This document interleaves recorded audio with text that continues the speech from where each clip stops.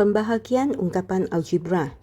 Okey, yang contoh yang begini, pecahan di depan kita salin, yang bahagi ni tukar darab dan pecahan di belakang songsangkan.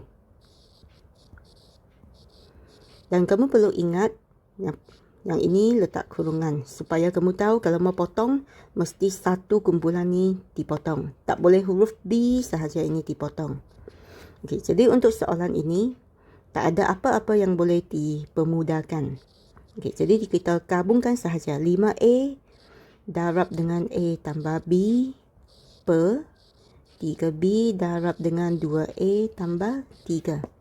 Begitu saja untuk contoh 1. Okey, kita tengok contoh yang kedua. Pecahan di depan tu kita salin. Yang bahagi tukar darab. Songsangkan pecahan di belakang. Okey, sudah dapat bentuk ini. Sekarang kita tengok yang ini satu kumpulan.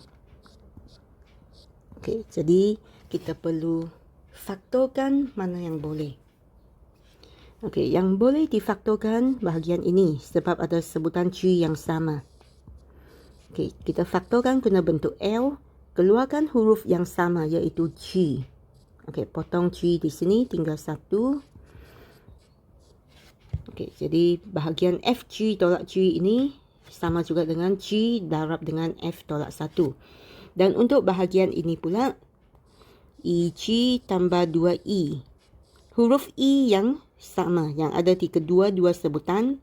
Jadi kita keluarkan huruf E. Okey, potong di sini tinggal G tambah 2. Okey, jadi kita boleh tulis F tolak 1 per yang EG tambah 2E ini kita tulis yang di sini. E darab dengan G tambah 2. Okey, salin yang bahagian atas. Yang FG tolak G ini kita akan dapat G kurungan F tolak 1. Selepas itu kita cari sebutan yang sama. Okey. Dan kita perlu hapuskan G tambah 2 dengan G tambah 2. F tolak 1 hapus dengan F tolak 1. Jadi yang bahagian atas ini kita tinggal 1 per yang bahagian bawah ni yang belum dipotong ialah EG. Jadi 1 per EG.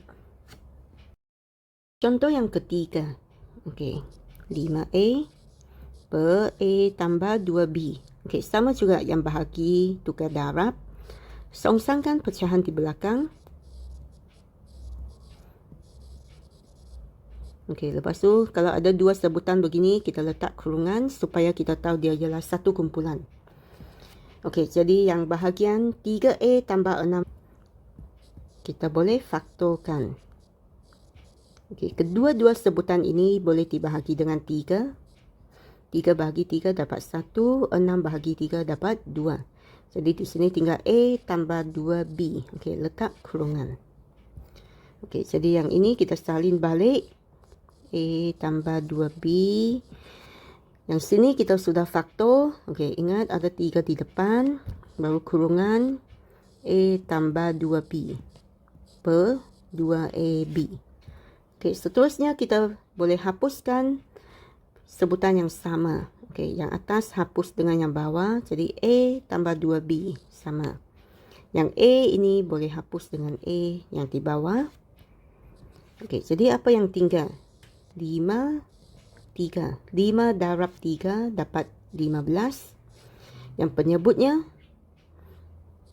2 dengan B. Jadi 2B. Okey, jadi jawapan akhirnya 15 per 2B. Okey, kita tengok contoh ini pula. A kuasa 2 tolak B kuasa 2. Okey, jadi langkah pertama kita mesti tukar bahagi ini, tukar ke darab dan songsangkan bahagian yang belakang. Okey, tukar tempat. Seterusnya kita tengok mana yang boleh faktor, kita perlu faktorkan dulu.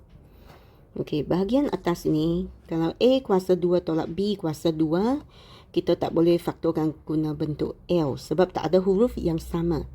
Okey, tetapi kalau kamu nampak ada kuasa 2, kita perlu faktorkan dengan bentuk T. Okey, yang pertama ni A. Jadi A darab A dapat A kuasa 2. Dan B kuasa 2, kita boleh B darab B dapat B kuasa 2. Di sini simbolnya negatif, jadi 1 tambah, 1 tolak. Okey, kita semak sama ada yang ini betul atau tidak. Okey, A darab negatif B, negatif AB.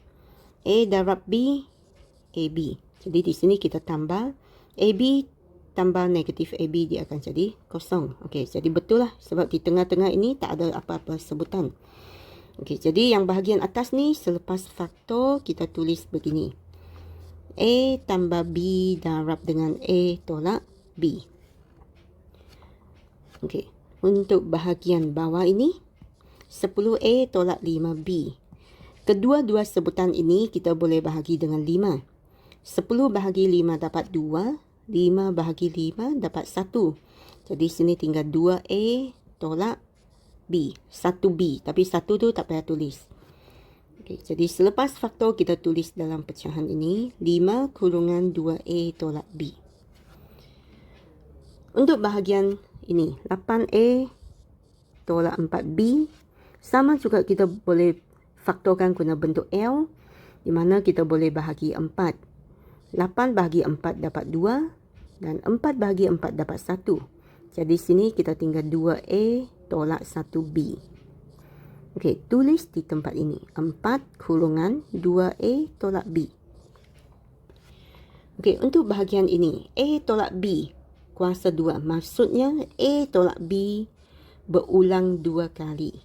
Okey, kuasa 2 maksudnya berulang 2 kali.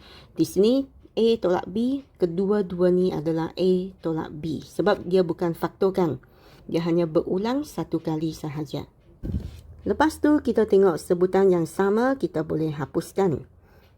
2A tolak B. A tolak B.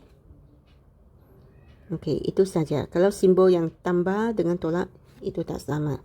Okey, jadi kita darab apa yang tinggal. Sini 4 dengan A tambah B. Jadi 4 darab dengan A tambah B.